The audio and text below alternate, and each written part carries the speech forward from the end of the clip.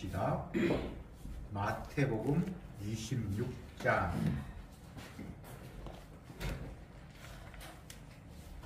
마태복음 26장 57절에서 마지막 절까지 교독하겠습니다. 57절에 예수를 잡은 자들이 끌고 대제사장 가야바에게로 가니 거기 서기관과 장로들이 모여 있더라. 베드로가 말씀이 예수를 쫓아 대제사장의 시께까지 가서 그 벽을 부르고 안에 들어가 가족들과 함께 앉았더라.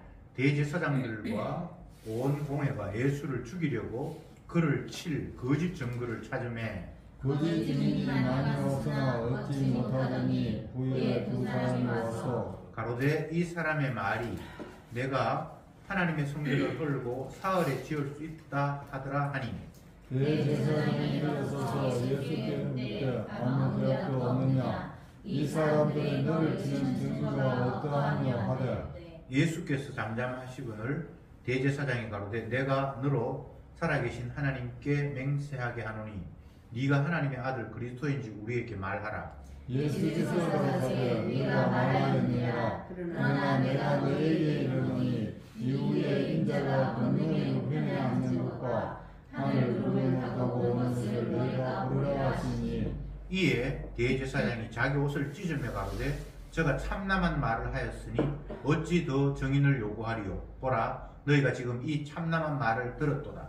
생각이 어떠하며 대답하여 가로되 저는 사형에 해당하니라 하고 이에 예수의 얼굴에 침 뱉으며 주먹으로 치고 혹은 손바닥으로 때리며 가로되 그리스도야 우리에게 진짜 노릇을 하라. 너를 친 자가 누구냐 하더라. 베드로가 바깥들에 앉았더니 한 비자가 나와 가로되 너도 갈릴리 사람 예수와 함께 있었도다 하거늘 베드로가 모든 사람 앞에서 부인하여 가로되 나는 너 말하는 것이 무엇인지 알지 못하겠노라 하며 앞문까지 나아가니 다른 비자가 저를 보고 거기 있는 사람들에게 말하되 이 사람은 나사렛 예수와 함께 있도다 하며 베드로가 맹세하고 또 부인하여 가로되 내가 그 사람을 알지 못하노라 하더라. 조금 후에 곁에 섰던 사람들이 나와 베드로에게 이르되 너도 진실로 그 당이라 네 말소리가 너를 표명한다 하거늘 제가 저주하며 맹세하여 가로되 내가 그 사람을 알지 못하노라 하니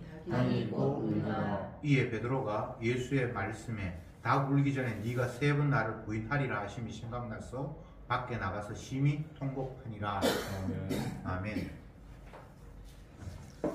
예수님이 대제사장 앞에 끌려가서 재판받는 모습 그리고 그 자리에서 베드로가 예수를 모른다고 3번 부인하는 이야기가 본문에 기록된 내용입니다.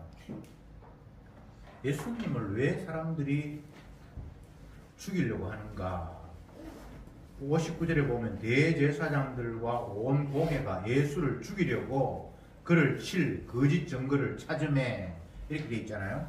예수님을 죽이려고 하는 목적은 이제 이미 분명히 있고 그 죽이기 위해서는 뭔가를 그의 죄목을 뒤집어 써야 되는데 마땅하게 죽일 만한 게 없으니까 거짓 증거를 이 사람 죽일 만한 뭔가를 자꾸 이렇게 찾아 나서는 그런 양태가 보여지고 있습니다.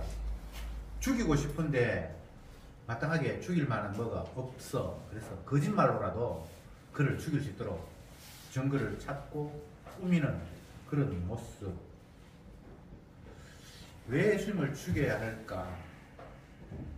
내가 살려면 예수는 죽어야 되는 그런 구도가 펼쳐지고 있어요. 계속해서 사람들에게 죄인이라 그러고 마귀새끼라 그러고 네 하는 것은 악한 행동이라 그러고 뭘 하나 긍정해주고 칭찬해주는 것이 있어야 되는데 모든 행동들을 다 악, 죄, 저주로 규정해버리는 그 예수님의 은행에 대해서 참을 내야 도저히 참을 수 없는 분노가 폭발을 했습니다. 이것은 종교 지도자뿐만 아니라 일반 민중들도 똑같은 심정을 가졌습니다. 여기에서 인간의 죄악된 본성을 발견해야 합니다. 우리에게 누군가가 계속해서 내 하는 행동을 다 잘못됐다고, 죄라고, 악하다고 규정했을 때 과연 우리는 그게 맞습니다, 동의합니다 라고 받아들일 수 있는가라는 문제가 대두되겠죠. 어떤 인간도 자기를 죄인으로 규정할 때 그걸 흔쾌히 인정하고 받아들일 자가 없습니다. 그런 관점에서 모든 인간은 죄인입니다. 예수님 말고 모두가 다 죄인인데 그 죄인이라고 하는 이야기가 지극히 당연한 말인데도 불구하고 그걸 우리가 받아들이지 못한다는 것이 마귀에게 뒤집혀 쓰인 거예요.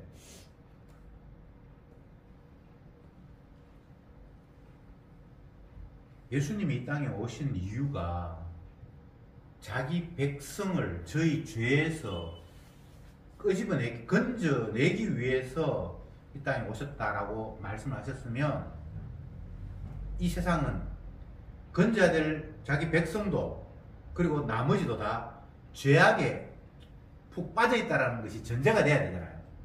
그렇죠, 그죠? 죄에서 건져낸다 그러니까 자기 백성도 죄인이고 그 백성을 둘러싸고 있는 그 모든 환경 자체가 다 죄악의 등불이에요. 그래야지 뭐 끄집어낸다는 말이 성립이 되잖아요. 그러니까 예수님 말씀을 우리가 잘 들어야 되는 것이 우리는 예수님의 말씀에 근거해서 세상을 바라보는 것이 아니라 나의 어설픈 선악 개념, 나의 판단을 가지고 죄다 아니다 이렇게 분별하려고 하는 거예요. 그것 자체가 엉터리예요. 이 세상을 만드신 분이 자기의 기준을 가지고 뭔가를 말씀하셨을 때 우리는 그 기준을 가지고 평가를 해야 되는데 창조주 하나님의 기준과 평가는 무시해버리고 그냥 내가 알고 있는 상식을 가지고 이게 옳을까 틀릴까를 잣대를 갖다 댄다는 것 이 자체가 뭔가 기준이 잘못되어 있는 거예요. 이게 마귀에게 사로잡혀서 살아가는 인간의 실상입니다. 이거 누가 예외가 없어요. 모두가 다 이 범주 안에 있다는 거죠. 자, 우리가 다시 한번 생각해 봅시다. 예수님이라는 분은 이 땅에 오신 이유가 자기 백성을 죄에서 구원하기 위해서 왔다. 이 이야기 속에 우리가 생각해야 될 것이 자기 백성도 죄 가운데 있고 이 백성을 둘러싸고 있는 모든 환경이 다 죄이기 때문에 죄에서 끄집어내기 위해서 왔다는 말이 성립이 되잖아요. 맞죠? 이런 식으로 세상을 규정을 하고 인간이 어떤 존재인가를 판단을 해야 되는데 예수님의 말씀을 근거로 해서 내가 어떤 존재라고 우리는 파악하지 않고 그냥 내 어설픈 판단력, 그동안의 경험, 지식을 바탕으로 나는 죄인일까 아닐까 이렇게 판단하는 자체가 기준이 지금 잘못됐다고 제가 이야기하고 있는 거예요. 모든 게 이런 식입니다. 선악과를 따먹었기 때문에 어설프게 선악에 대한 기준이 우리에게는 다 있어요. 어린아이는 어린아이 나름대로의 자기 경험과 상식을 가지고 요거는 안 돼, 요거는 좋은 거야. 그 아이들은 아이들 수준대로 있고요. 또 조금 더 크면 자기 수준에서 또 선악이 있고요. 또 더 나이가 들고 더 많은 경험을 하면 그 나름대로의 선악 기준이 있어요.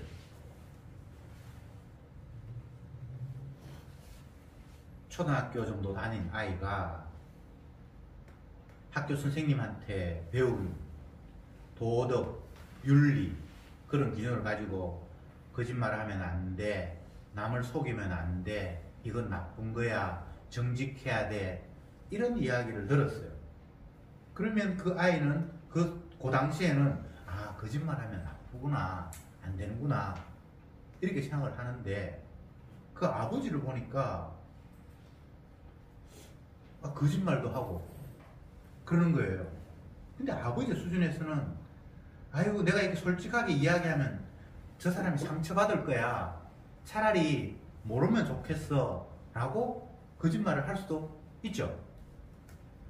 어제 유재석이 나오는 유퀴즈인가 그걸 지난 걸 내가 찾아봤는데 어떤 사람이 뭐 좀 잘 나가는 유명한 사람인데 자기가 나이가 들어서 암 판정을 받았는데 어머님은 이제 다 돌아가실 연세가 됐는데 차마 그 어머니 앞에 내가 암 걸렸다라고 이야기를 못하고 그냥 몸이 좀 안 좋아가지고 병원에 가서 잠깐 진료받는다라고 이렇게 자기도 거짓말을 하고 다른 형제에게도 거짓말을 하도록 시켰다 이렇게 말을 했어요.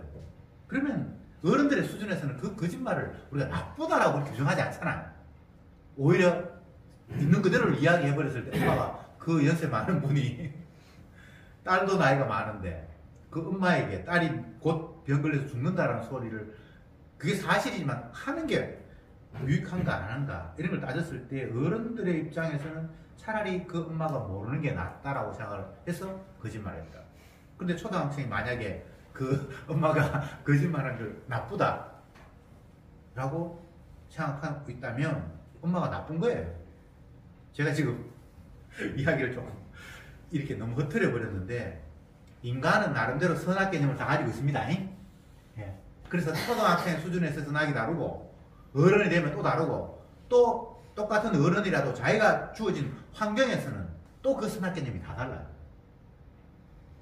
기업하는 사람들은 기업의 경영자 정도 되는 사람들은 어떻게 하든 세금을 안 낼 수만 있으면 세금 내지 않는 만큼은 자기에게 돌아오는 거잖아요. 그리고 그게 직원에게 가야 되고. 그래서 그 사람들은 어떻게 하든 세금을 포탈하려고 안간힘을 씁니다. 그런데 일반인들의 입장에서는 아니 월급 받는 사람들은 아예 세금을 딱딱 떼고 월급을 주니까 뭘 할 수가 없는 상태예요. 그런 입장에서 보면 뭐 큰 기업 하는 사람이 뭐 자녀에게 뭔가를 정의를 해야 되는데 거짓말로 뭘 해가지고 뭐 했다라는 이야기를 들으면 막 비난하고 욕을 하잖아요. 근데 그 사람들 입장에서는 그렇게 안 하면 정말 내가 그동안 이루었던 기업을 자녀에게 물려줄 수 없는, 만약에 법적으로 정년세 낼 만큼 다 내고 뭐 할 거 다 하고 하면 결국은 남의 손에 넘어가야 되는 그런 상황이 된다. 그래서 가능하면 속이고 거짓말해서 넘겨주고, 이게 그 사람들에게는 굉장히 자연스러운 현상이에요. 근데 이게 다 땅에서의 논리입니다. 제가 무엇을 맞다 아니다라고 지금 여기서 규정하고 있는 게 아니에요. 인간들은 자기 수준에서 자기 경험상 자기 환경에 따라서 다 옳고 그름이 다르다는 이야기를 제가 하고 있는 거예요. 왜 그렇습니까? 기준이 창조주의 기준에서 보는 것이 아니라 자기 기준에서 생각하기 때문에. 그래서 다 죄예요.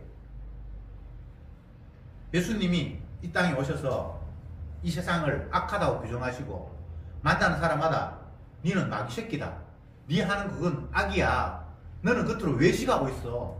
자기들은 나름대로 율법에서 막 힘들어가면서 말씀 지킨다고 예를 쓰고 있는데 주님은 그 자체를 다 죄라고 쪽쪽쪽쪽 다 규정한단 말이죠. 너는 생각하는 게 어릴 때부터 걸러 먹었어. 너는 마귀 자식이니까 마귀의 생각의 범죄에서 벗어날 수 없어. 모든 사람들 다 그렇게 규정을 한단 말이에요. 그러니까 이 사람들이 참다 안 돼서 저 입을 닫아라. 어떻게 할래? 죽여버려요.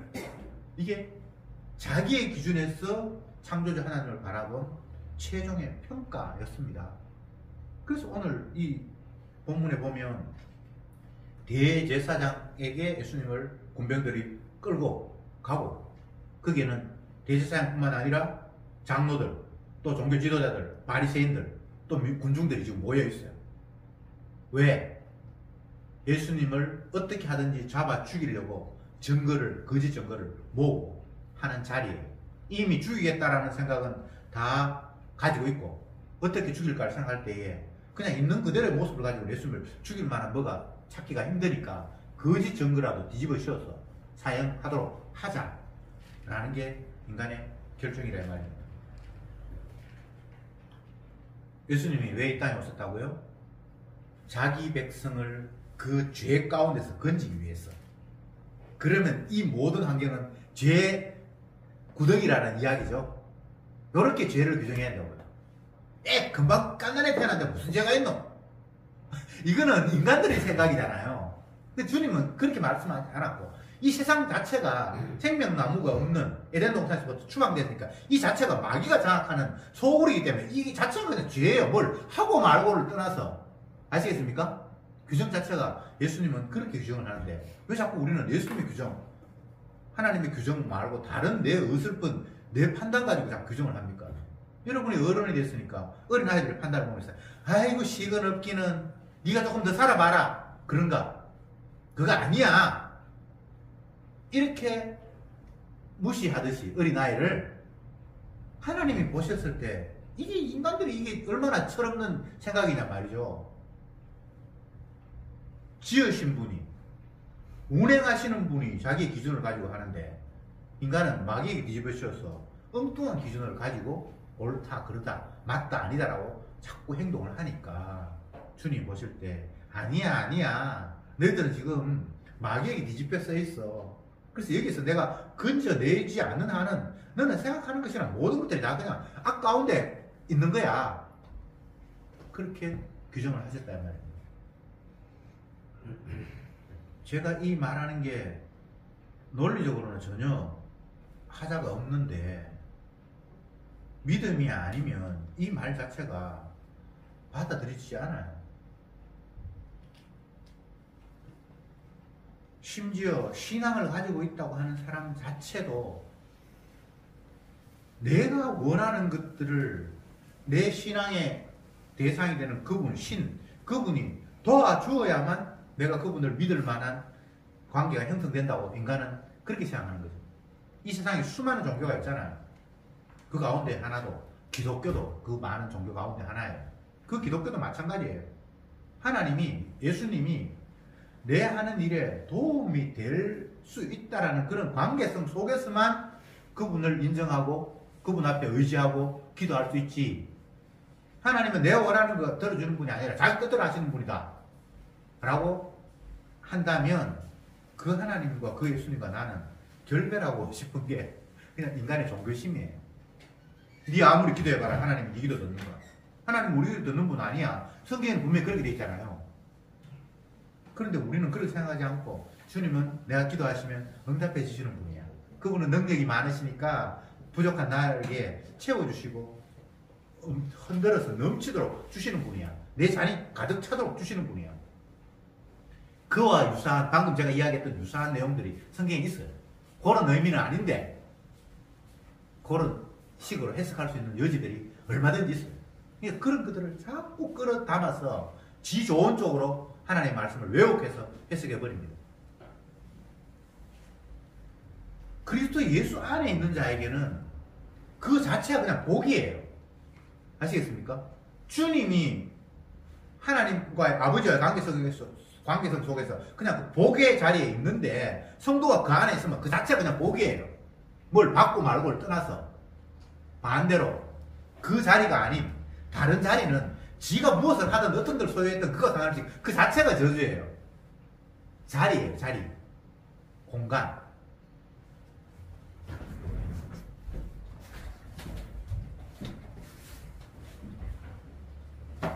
인간이 생각하는 공간과 하나님이 생각하는 공간이 다른데 성경에서는 이게 인간 이 자체가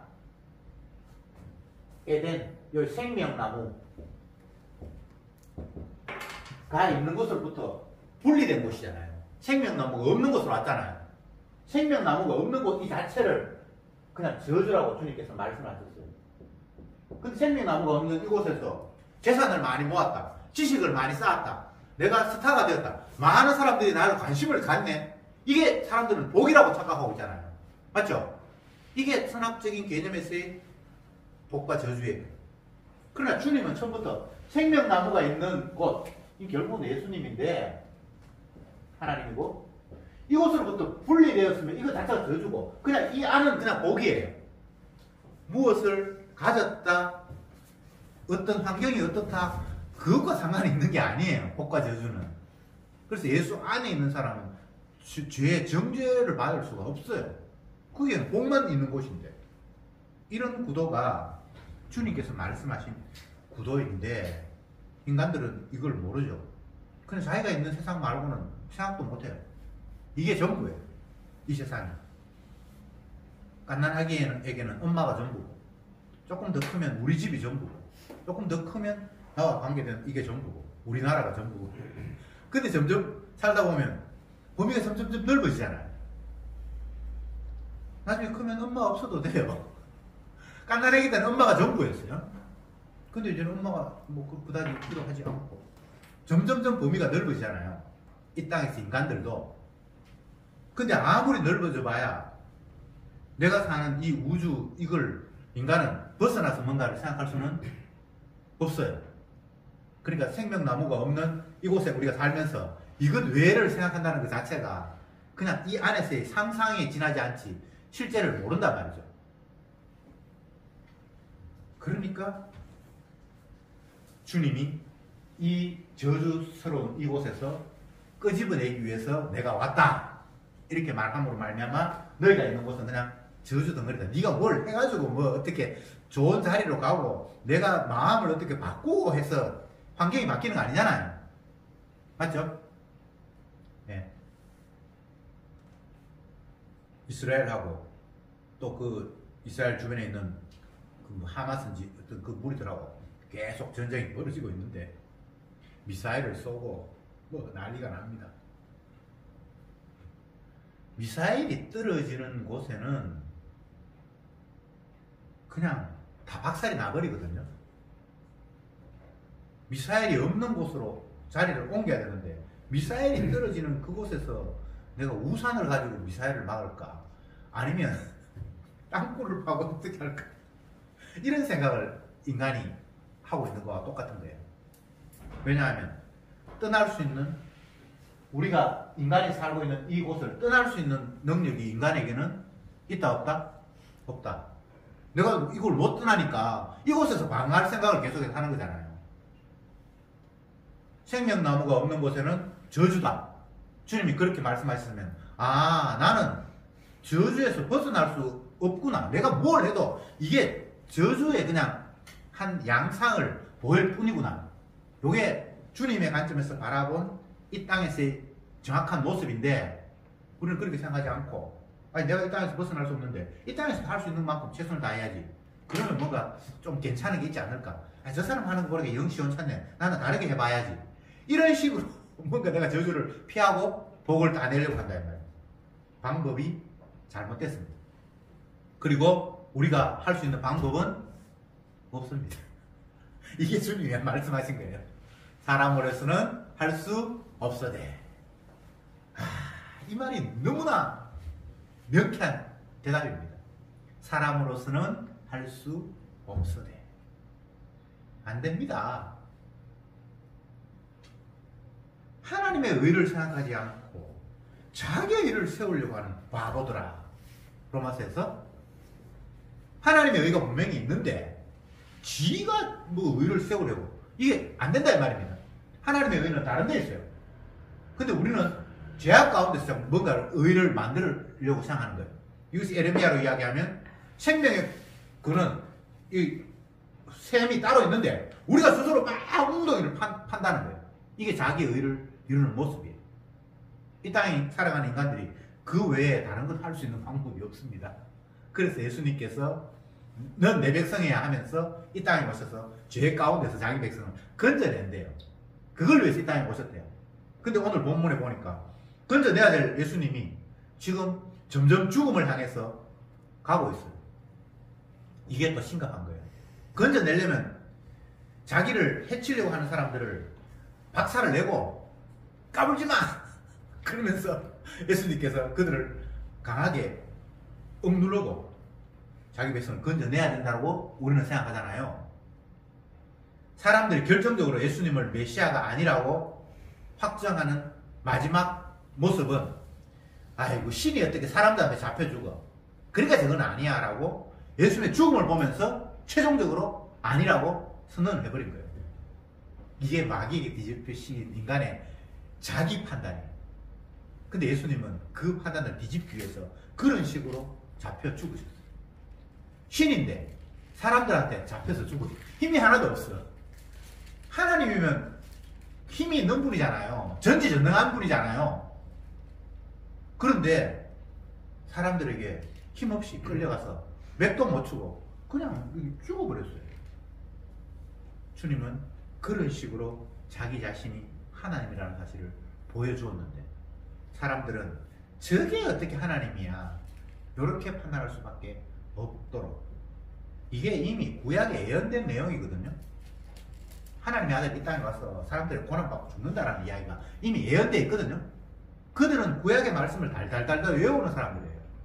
종교 지도자들도 보되면 평민들도 그 정도는 아는데, 예수님이 이 땅에, 하나님의 아들이 이 땅에 왔는데 그 모습으로는 고운 모양도 없고 흠모할 만한 풍채도 없고 사람들에게 쓸어버림을 받아서 고난받고 죽는다고 이미 자기들이 날마다 읽는 그 말씀에 있거든요.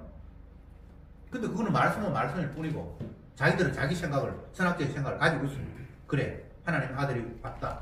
그러면 하나님의 아들은 인간보다는 훨씬 뛰어나고 놀라울 거예요. 근데 기적을 행해. 하나님 아들 맞는 것 같아. 무리를 긋거나 보리떡 5개로 5,000명을 먹이거나 뭐 죽은 나사로를 살리거나, 이걸 모든 사람이 다 본 건 아니지만 본 사람 입장에서는 이건 신이 아니면 이룰 수 없는 일이라고 생각을 했겠죠. 그래서 예수님을 일부가 따라다녔어요. 메시아일 거라고 기대를 했어요. 그 가운데 12제자는 대표적인 사람들이고, 기적을 행하는데 본인이 메시아라 그러는데 그걸 안 믿을 방법이 있습니까? 근데 그 믿음은 자기의 선악적인 개념으로 저 사람은 메시아 맞을 거야 라는 거지, 진짜 믿음은, 선물로 받은 믿음은 아니거든요. 내 논리적으로 경험상 지식상 맞다 아니다는 믿음의 근거가 되지 않습니다. 아시겠습니까? 그럼 그건 하나님의 선물이라고 말하지 않죠. 그냥 내 판단해 보니까 이건 틀림없네. 그건 인간의 지식이에요. 그걸 믿음이라고 성경에는 이야기하지 않습니다. 네. 그래서 결과적으로는 제자들마저도 아이고 예수님이 우리가 그 하나님이 아니었구나, 잠깐 우리가 현혹됐네, 이렇게 생각할 수밖에 없어요. 이게 모든 인류가 예수님을 바라보는 시각이었어요. 그러니까 죄인이죠. 자, 그런데 이 사람들이 예수님에게 거짓 증거를 찾기 위해서 막 사람들 많이 데리고 왔는데 대제사장이 들어보니까 그건 뭐 증거도 될 것 같지도 않고, 근데 어떤 사람이 하는 이야기가 당신은 성전을 지었다가 3일 만에 부순다고 했잖아. 그러니까 이거는 좀 증거가 될 만하다. 왜냐하면 성전은 하나님이 계신 곳이고 그 성전을 사람이 부순다는 것은 이거 굉장히 망연된 일이기 때문에 예수님이 그런 말을 했다고 하니까 네가 그런 말 했어? 변명해봐. 예수님이 대답을 안 하세요. 그러니까 깝깝하니까 대제사장이 참다가 자기가 증거를 찾아낸 게, 내가 진짜 니한테 묻는다. 하나님 앞에 맹세해봐라. 네가 진짜 하나님의 아들 맞아? 그렇게 이야기하니까 네가 말했네. 예수님께서 그렇게 말씀하시면서 하나 더 덧붙이는 것이, 내가 구름을 타고 다시 이 땅에 오는 것을 너희들이 볼 것이다. 구름을 타고 다시 온다는 것은 메시아만이 할 수 있는 일이거든요. 구약의 예언에 의하면. 근데 내가 메시아 맞다는 거예요. 앞으로 구름 타고 내가 이 땅에 올 거라는 거예요. 그러니까 대제사장이 잘 됐다 싶어가지고 이 참담한 말을, 이 교만한 쥐가 하나님 아들이라고 그랬으니까 이제 더 이상 우리가 무슨 증거를 찾겠냐, 이거는 사형에 해당한다면서 백성들이 막 박수를 치고 침을 뱉고 뺨을 때리면서 네가 하나님 아들이라면 누가 네 뺨 때리는지 알아봐라. 그리고 막 저러고 했어요. 그럴 때 베드로가 그 예수님의 조롱당하고 사람들에게 뭐 이런저런 이야기하는 모습을 보면서 오만 가지 생각이 나들었겠죠.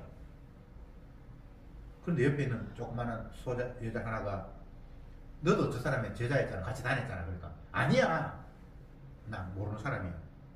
또 어떤 사람이 또 조금 있다가 또 그 이야기 하니까 또 부인하고 나중에는 저주하면서 부인하고 그랬는데, 예수님께서 예전에 말씀하셨던 네가 나를 닭 울기 전에 3번 부인하리라는 그 말이 생각이 나서 대사장 집 바깥으로 쫓아나가지고 통곡을 했다. 이렇게 오늘 본문에서 끝이 납니다.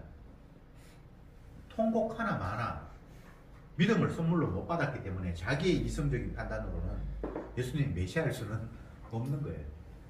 이게 인간의 한계인 거예요. 복음서는 다 인간을 이렇게 규정을 했어요. 모든 인간이 자기 수준에서는 예수님이 메시아일 수가 없다는 결론이, 그래서 그를 당연히 잡아 죽여야 된다는 결론을 내릴 수밖에 없다는 것이 사복음서의 공통된 이야기예요.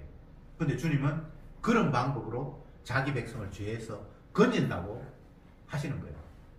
정반대잖아요. 자,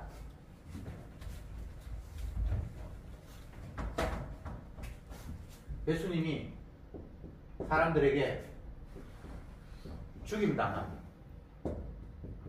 근데 이렇게 되면 인간들의 입장에서는 메시아가 아니다라는 증거잖아요.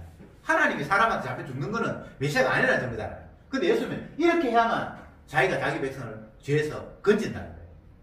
와, 이게 진짜 너무나 놀라운 거예요. 왜?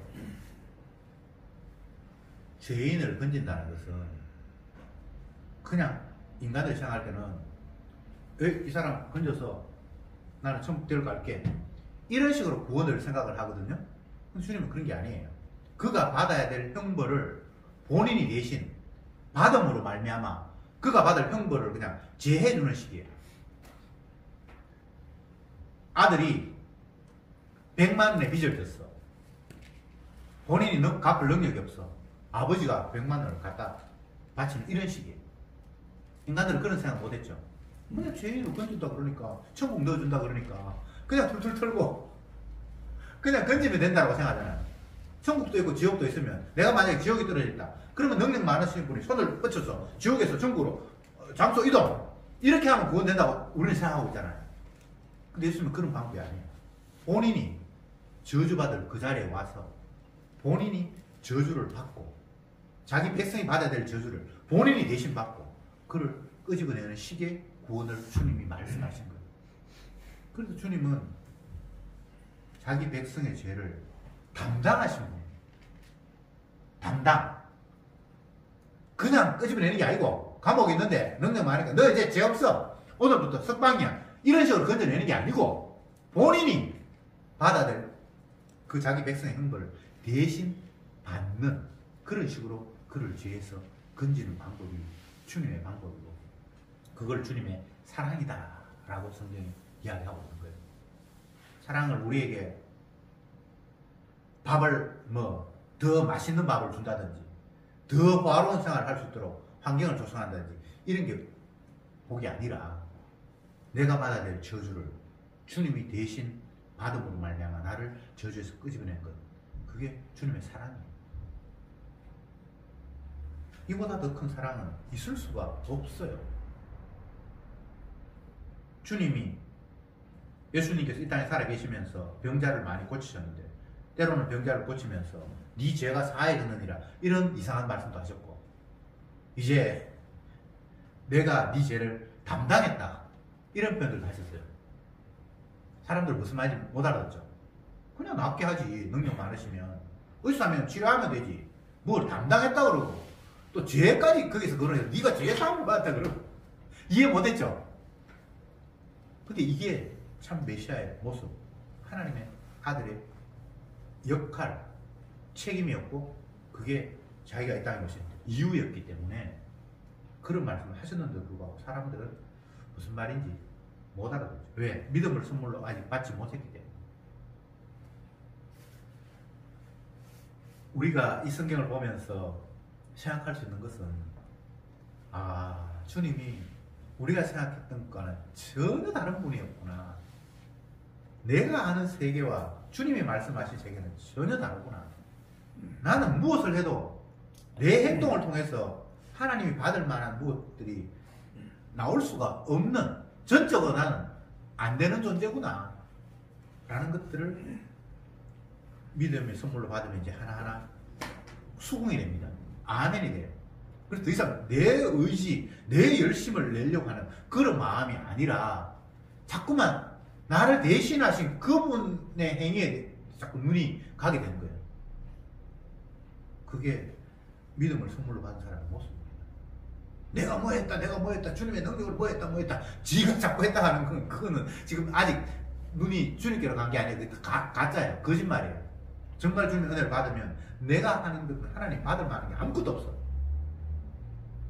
신이 죄 중에 있겠어. 내한테 하는 거는 죄밖에 안 나오고, 내가 있는 곳 이건 죄악으로 토리니까 뭘 이렇게 뒹굴어도 저렇게 뒹굴어도 다 그냥 죄 가운데 뒹구름밖에 안 된다는 걸 깨닫기 때문에 나에 대해서, 내 행동에 대해서 주목하는 것이 아니라 나를 이곳에서 끄집어내려고 하셨던, 그리고 주님께서 십자가 피 흘리셨던 그분의 하시는 행동과 말에 관심을 기울이면서 나에게 집중하는 것이 아니라 주님께 집중하는 그런 현상이 1차적으로 일어나는 거예요. 세례요한의 표현처럼 나는 쇠해야 돼, 나 아무것도 아니야, 사람들이 자꾸 세례 요한을 주목하고 있잖아요. 자기는 주님의 성령에 이끌려서 세례를 주고 이미 도끼가 나무 불에 놓였다. 열매 맺지 않은 나무는 던져 불에 태워진다.